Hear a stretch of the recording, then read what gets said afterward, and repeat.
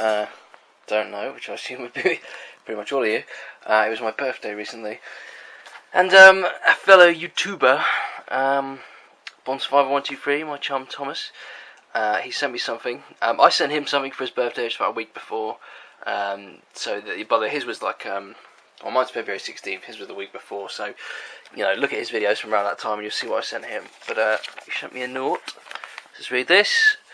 Damn me old mucker, another year older. If you decide to have a midlife crisis this year and stop being a gamer, send them all my way. Enjoy, mate. From your pig warrior brother. I'm not quite sure what that means. I don't know what a pig warrior is. Yeah. I think he called me a pig though, which I guess is bad. But here's what he sent me. WWF Raw for the SNES. Now you might look at that and think, oh, he sent you a PC sheet. And you know, in some respects you're right, but I'm a massive wrestling fan, and he knew I loved this game when I was a kid.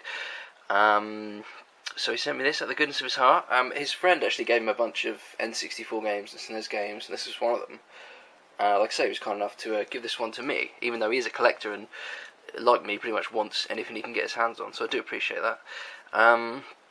But yeah, if you haven't played this, it's the sequel to WWF Royal Rumble, which in itself was the sequel to WWF Super WrestleMania.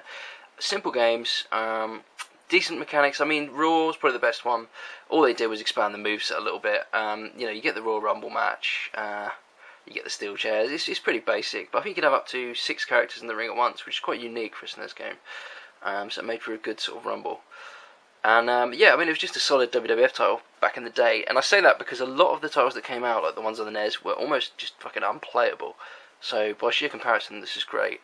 And with every wrestling game, it captures a moment in time, if you're a fan, of course. And that's what I love about it most. So, you know, entirely personal preference on that one. But here's a cool thing he sent me, just shuffling around in here. And that is, if I can open it without breaking it, which I can't. He knows I'm a fan of the Project Zero games, as is he, and he kindly sent me his promotional copy of Project Zero 2 for the PlayStation 2. Now, this is cool for me on a number of levels. I own the Project Zero games on the Xbox because, you know, they're the superior versions and what have you. I got the third one on the PlayStation 2 because that's the only console it came out for. But I'd heard that the PlayStation 2 version of Project Zero 2 was a bit different to the Xbox One. In fact, someone even suggested it was a better version, so I wanted to kind of get it anyway. But you know, getting this promotional edition is just fantastic, especially considering he just sent it to me for free, which is really awesome. I haven't even had a chance to play this yet. I've been so busy lately.